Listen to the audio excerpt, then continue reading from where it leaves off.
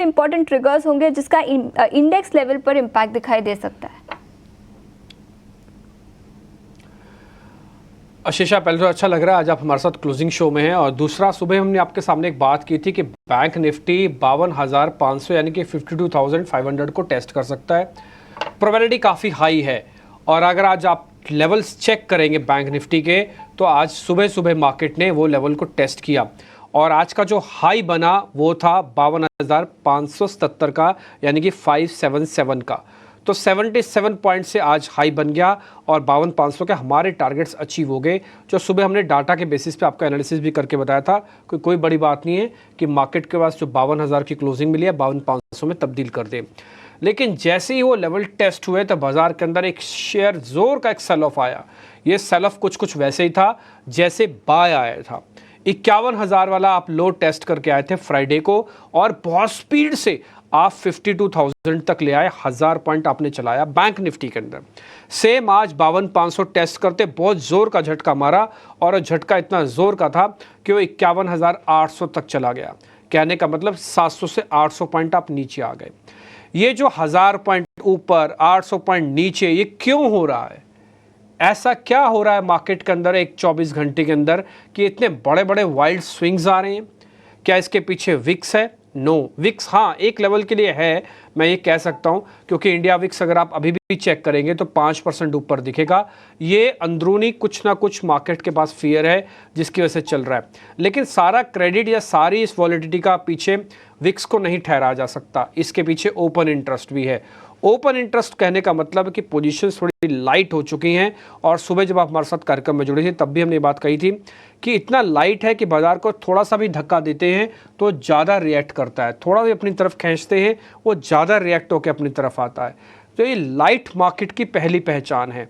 जो अक्टूबर में आप लेके आए थे, सीरीज हैवी थी, चलाना बहुत मुश्किल था, तो मार्केट को लाइट करना पड़ा कुछ हद तक अनवाइंडिंग करवा के। लेकिन अब सीरीज लाइट्स हैं, अब आपको मूवमेंट बहुत फास्ट मिलता है और बहुत एग्रेसिव मिलता है। दूसरा पॉइंट, थोड़ा वेटेज वाला प्रॉब्लम भी है अभी भी मार्केट के अंदर। जैसे अगर आप देखेंगे तो आज HDFC ने दिन भर निकल गया, लेकिन 1730 के लेवल को छोड़ा नहीं, अभी भी HDFC 1730 के आसपास आके रुका हुआ है। बैंक निफ्टी और निफ्टी ने HDFC, कोटक, ICICI और एक इंडसइंड बैंक, इन चारों के अधीन हो रहा है। और इन चारों में आज अगर आप देखेंगे तो HDFC बैंक, ये देखिए बिल्कुल स्ट्रेट लाइन है 1730 की, ये सुबह सुबह ही आ गया था और उसका दिन भर में नहीं खोया।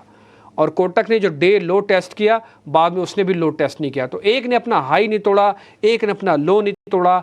क्या मार्केट ने चर्न किया, और इस चर्निंग का आप जो बात बोल रहे हैं कि मार्केट वहीं के वहीं पहुंच गया। दो इंपॉर्टेंट लेवल है मार्केट के पास बीइंग एज एन सपोर्ट। पहला 51,500 बैंक निफ्टी का, दूसरा निफ्टी का 24,800। ये दोनों लेवल सिर्फ गिरावट को रोकने के लिए हैं, चलाने के लिए नहीं है।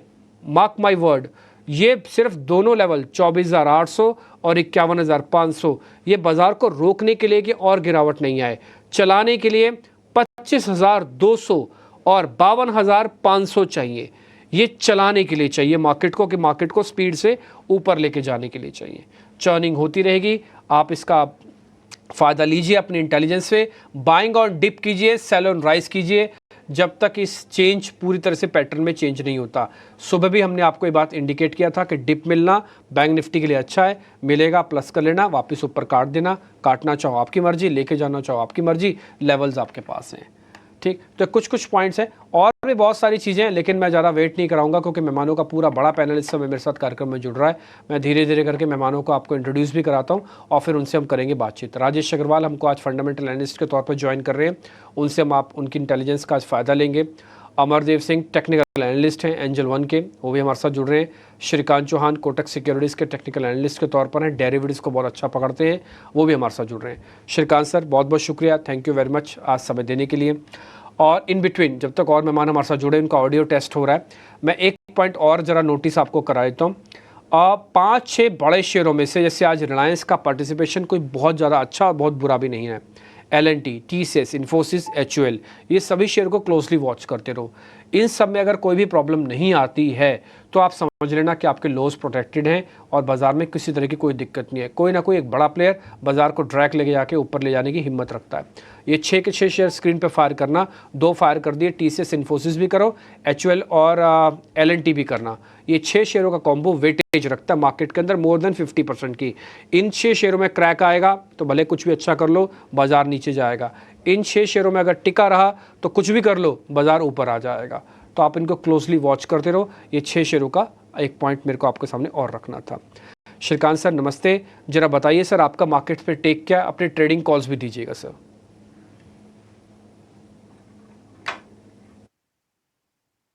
या डेफिनेटली। तो देखिए यहाँ पे ये जो मार्केट का ट्रेंड, जैसे अभी आपने कहा कि काफी वॉलेटाइल हुआ है और काफी ऊपर नीचे मार्केट में हम वॉलेटिलिटी देख रहे हैं।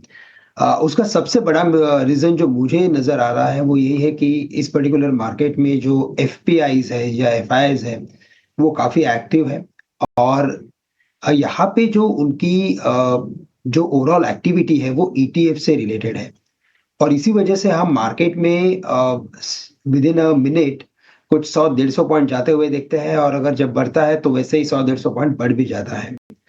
तो ऐसा नहीं है कि FIs ओनली सेलिंग के ऊपर सेलिंग करते जा रहे हैं, कुछ एक FIs बेचते जा रहे हैं, कुछ एक FIs खरीदते जा रहे हैं। उसमें डोमेस्टिक इंस्टीट्यूशंस का भी इसमें काफी बड़ा सहयोग है। तो हमें लगता है कि बिकॉज ऑफ दिस मार्केट काफी वॉलेटाइल हुआ है और जो ट्रेडर्स हैं वो लिटरली लास्ट 7 डेज से अगर आप देखें तो काफी कंफ्यूज हो चुका है बिकॉज एक ही रेंज के अंदर मार्केट ट्रेड कर रहा है और वो भी रेंज नैरो थी। इनफैक्ट पिछले 2 दिनों की रेंज अगर देखें तो एक्सपैंड हुई थी लेकिन ब्रेकडाउन के बाद भी मार्केट ने रिकवरी की। तो इसी वजह से मुझे लग रहा है कि मार्केट में जो ट्रेडर्स है वो धीरे धीरे अपने पोजीशन को long out of money call options या out of money futures out of money put options में जाके क्रिएट कर रहा है और इसी वजह से मार्केट जो है वो काफी वॉलेटाइल हो रहा है और बाइंग ब्रेथ जो होती है या सेलिंग ब्रेथ जो होती है मार्केट की वो कंप्लीटली मिसिंग है। तो ये जो भी एक्टिविटी हो रही है इट इज बिटवीन इंस्टीट्यूशंस 80-90% मैं कहूंगा एंड बाकी players are completely sideways. Stock specific अगर बात करें तो मुझे लगता है कि हमें very small short stop loss के साथ हमें पोजीशंस को क्रिएट करना है क्योंकि छोटे स्टॉप लॉस के साथ अगर आप पोजीशंस क्रिएट करते हो तो आपके जो ट्रेड करने की जो प्रोबेबिलिटीज होती है वो बढ़ जाती है और लॉस जितना कम हो उतना अच्छा है। जैसे मार्केट में एक्टिविटी आती है आप कुछ ट्रेड क्रिएट कर सकते हो। मुझे जैसे लग रहा है कि इंडसइंड बैंक ये एक इंपॉर्टेंट सपोर्ट को तोड़ के उसके नीचे ही ट्रेड कर रहा है। तो 1300 के लेवल्स को तोड़ना इंडसइंड बैंक ने, हमें लगता है कि इसमें और भी वीकनेस जनरेट हो सकता है और ये स्टॉक कम से कम 1250 से लेकर 1200 तक भी जा सकता है। और वैसे भी FIs की अगर एक्टिविटी अगर स्ट्रांग रहेगी तो IT और बैंक स्टॉक्स में हमें ऐसी हरकतें देखने मिलेगी। तो मैं कहूंगा कि इंडसइंड बैंक को शॉर्ट करे, स्टॉप लॉस रखे 1350 का, टारगेट्स रखे 1200 और 1250 के। और साथ ही साथ मुझे लगता है कि अगर मैं किसी इंडेक्स हेवीवेट पे अगर इस पर्टिकुलर लेवल से लॉन्ग करने की कोशिश करता हूं बिकॉज देखिए क्या है ना कि इन लेवल से अगर मार्केट ने टर्न किया तो ये मार्केट काफी अच्छी तरीके से शॉर्ट कवरिंग करा सकता है। तो उस पर्टिकुलर केस में हमें रिलायंस इंडस्ट्रीज को लॉन्ग करना चाहिए। कोई इंडेक्स हेवीवेट्स में HDFC बैंक की अगर बात करें तो वो काफी ऊपर चल रहा है, ICICI बैंक भी अपने इंपॉर्टेंट लेवल से काफी ऊपर है। तो करंट लेवल से रिलायंस को लॉन्ग करें, स्टॉप लॉस यहाँ पे रखें एट 2724, काफी नजदीक का है, 20-25 रुपए का स्टॉप लॉस हमें रखना है और हमें टारगेट्स नजर आते हैं 2800 रुपए के। तो रिलायंस को लॉन्ग करें और इंडसइंड बैंक को शॉर्ट करके चले। ठीक है, तो रिलायंस इंडस्ट्रीज को लॉन्ग करें, इंडसइंड को शॉर्ट करें। दोनों इंडाइसिस के शेयर हैं यानी कि निफ्टी 50 के पार्ट हैं और जो वीक है सो वीक कहो, जो हाई है सो हाई करो। आप दोनों शेयर्स भले आमने सामने में डाल दो विंडो में तो आपको पता लग जाएगा सेम मार्केट है। एक अपना हाई टेस्ट कर रहा है, एक अपना लो टेस्ट कर रहा है और ऐसा नहीं कि मार्केट के पास मौके नहीं थे, मार्केट ने अंदर स्विंग किया लेकिन स्विंग में पार्टिसिपेशन नहीं हुआ। दूसरा point, IndusInd sort of a Kotak जैसा बिहेव करता है। मैं ऐसा भी बोल सकता हूं कि बड़ा भाई और छोटे भाई जैसे हैं। जिस दिन कोटक चलेगा उस दिन आप देखना इंडसइंड के अंदर कुछ ना कुछ आपको अलग थलग उसकी चाल दिखेगी। लेकिन अगर आज इसका कोटक भाई नहीं चल रहा तो इंडसइंड का भी चलना थोड़ा सा मुश्किल हो जाता है। ऑलरेडी ये भी लो ही टेस्ट कर रहा है। ये ऐसा नहीं है कि इसके बारे में मैं आपको कोई वैसा कोई किताबों में लिखा है, ये बैक टेस्टेड वाला एरिया है। अगर आप बहुत सालों से कोटक और इंडसइंड को देख रहे हैं तो आप देखेंगे सिमिलर पैटर्न दिखते हैं इन दोनों के और ये आपको स्क्रीन पर भी नोटिस हो रहा होगा। इंडसइंड भी और कोटक भी डेज लो टेस्ट हो रहे हैं, ऑलमोस्ट इनके परसेंटेज लॉस भी ऑलमोस्ट एक जैसे दिखते होंगे। खैर, रिलायंस इंडस्ट्रीज एक अच्छा शेयर सर ने बताया, स्लो मूवर है बट पक्का शेयर है। इस भाव पे 25% पैसा ऑलरेडी हमने लगवाया है।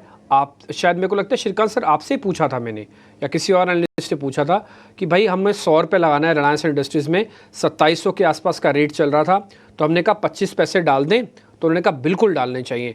तो 25 पैसे का प्रॉफिट तो कैलकुलेट हो गया। अगर आप अभी भी डालना चाहो तो डाल सकते हो। टारगेट स्टॉप लॉस सर ने जो दिए हैं रिलायंस के वो भी दिखा दो स्क्रीन पर। 2800 तक का टारगेट है, 27-24 का स्टॉप है। इसी तरह के मार्केट